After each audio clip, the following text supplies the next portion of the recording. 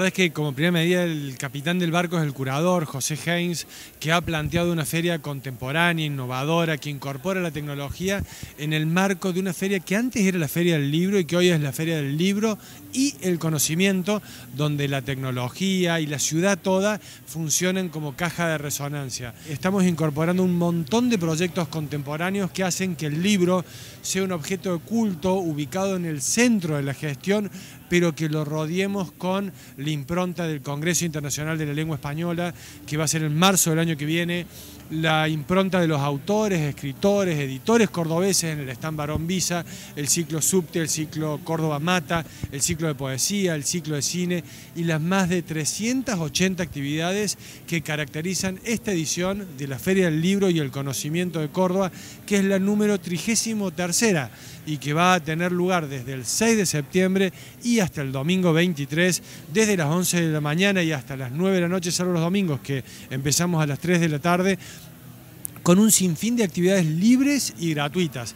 Para enterarte de toda la programación, de todas las promociones, de todas las características de cada una de las actividades y de los proyectos, nos vas a encontrar en las redes sociales de la Municipalidad, de la Secretaría de Cultura, y además hay una aplicación gratuita que la Municipalidad desarrolló para que los proyectos de las 5 instituciones que organizan la Feria del Libro tengan una mayor caja de resonancia. Ahí está, impulsado por la tecnología, los proyectos contemporáneos y el libro como un objeto de culto. Es la idea de esta nueva Feria del Libro que estamos viviendo en Córdoba. Y hablando de las condiciones en las cuales se imprimen los libros, nos preguntábamos recién, ¿es cierto que hay editoriales que deciden directamente, ante toda la adversidad económica, imprimir fuera, imprimir en China, por ejemplo, y después traer el libro de esa forma? Bueno, no se imprime técnicamente en China. Yo te cuento que se imprime en los barcos factorías que tiene China. ¿A dónde? En las aguas continentales, y por eso te entregan casi a la misma velocidad que imprimís en Buenos Aires. ¿Imprimen los libros dentro de un barco? Claro. ¿Y dónde están esos barcos? En aguas continentales. ¿Acá a la vuelta? Sí, digamos, y te lo mandan con una lancha. El pallet tiene que ser de 2000 ejemplares, puede ser un título, 2 títulos, y vos te lo entregan, digamos, inmediatamente. Casi lo mismo que demora un imprentero en Buenos Aires. Lo nuestro es una decisión no imprimir allí, ¿no? A diferencias de costo... Sí. Pero... Sobre todo en libros infantiles, que tienen una alta elaboración de manufactura, de plegado, de sonidos. Que tienen chip para sonidos. Eso acá es impensable. Chile, por ejemplo, que tiene un libro más caro que... tiene un IVA ahí. Que nosotros, ya directamente, yo te diría que 70-80% de la producción editorial de Chile la hacen de esta forma. De esta forma. Mira, un dato que hablábamos que más o menos usamos la misma información que hay, ¿no? En el del 2015 al 2016, el cambio en la política aduanera y el tema de la salida de las restricciones de importación hizo que aumentara digamos, nosotros tenemos 2 tipos de libros. El libro importado, ¿qué es el libro importado?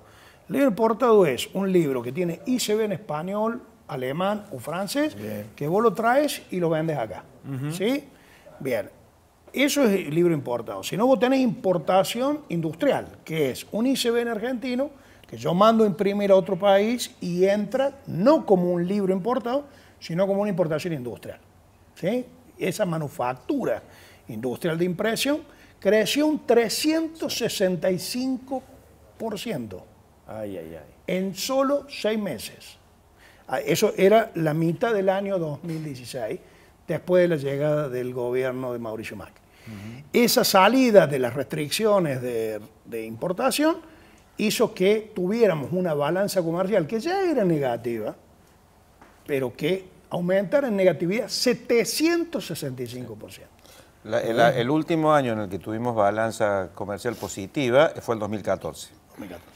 Y esto también se explica por dos grandes razones. Por una parte, porque en el mundo editorial está completamente globalizado. Sí, claro. Y a su vez, la concentración que tenemos acá. Entonces, desde Buenos Aires, que además tiene todos los resortes, ¿no es cierto?, de la operatoria de importación-exportación, las grandes editoriales que piensan en países como unidades de negocio simplemente, toman decisiones en función de su propia rentabilidad y entonces toda la producción en este momento le conviene ponerla en la Argentina, producida afuera. Claro. Tan simple como eso.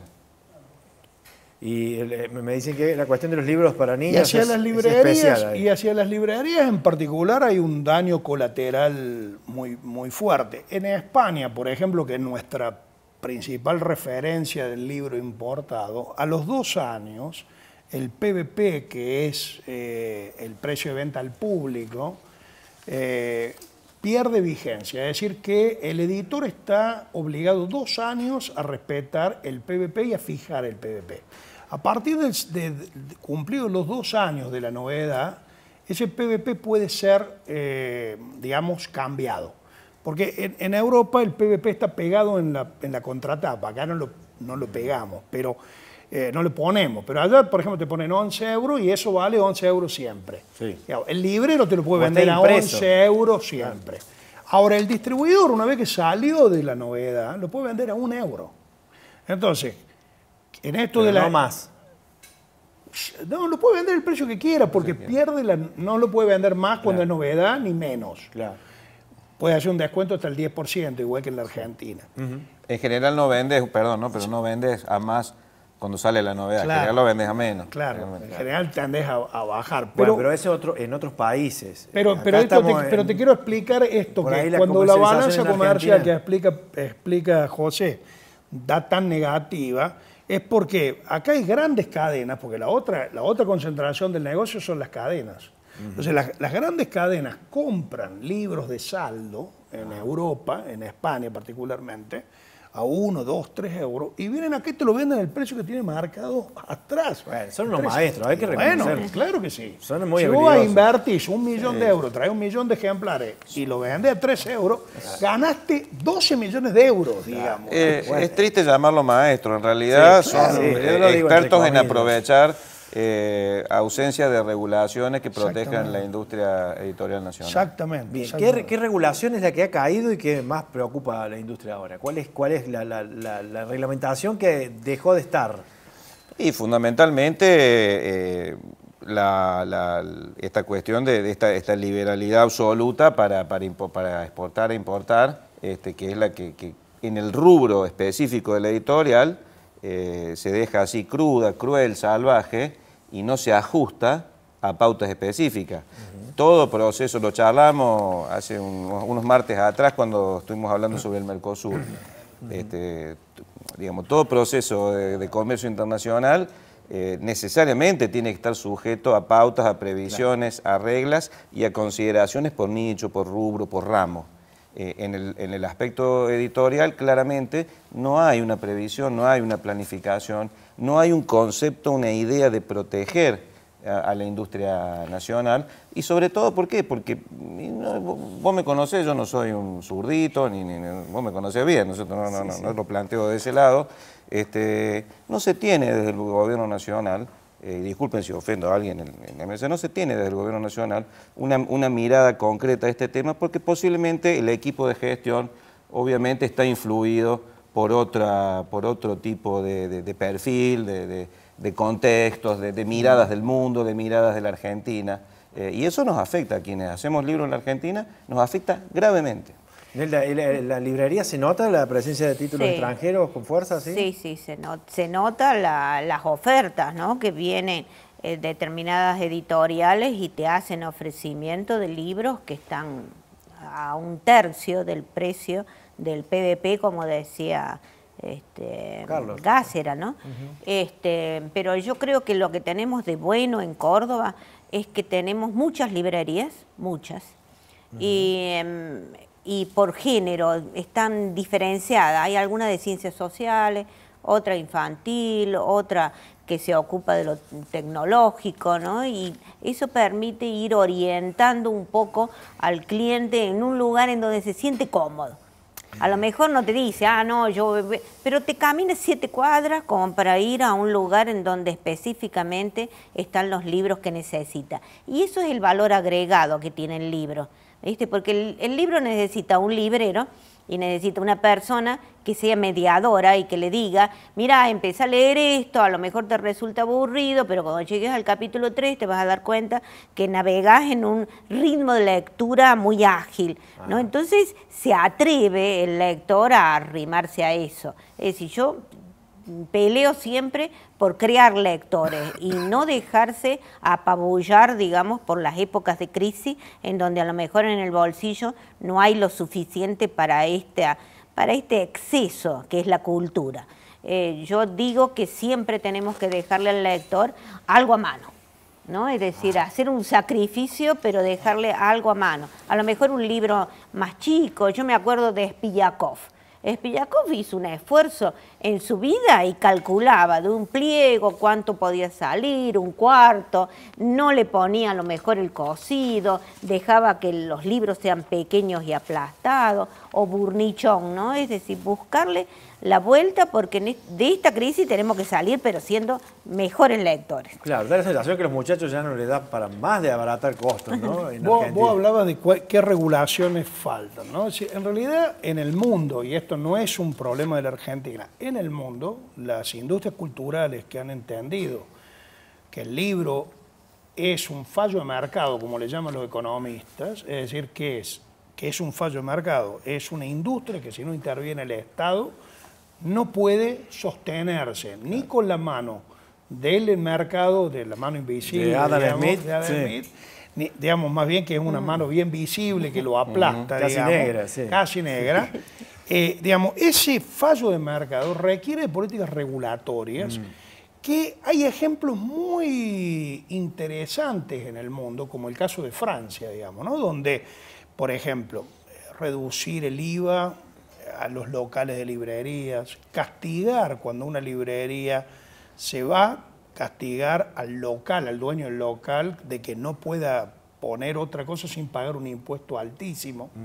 De hecho, hay librerías en Francia que han cambiado de nombre, pero hace 60, 70 años que hay una librería en ese local. Porque si el dueño cambia de rubro, pasa a tener un mini mercado, una verdulería, los impuestos pasan a valerle. No solo del local, sino de toda la propiedad, el 300% más caro. Entonces, defender un cine, defender una librería, es una política de Estado.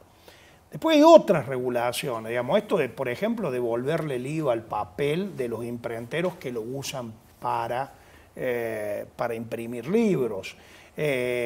Beneficiar la política de exportación.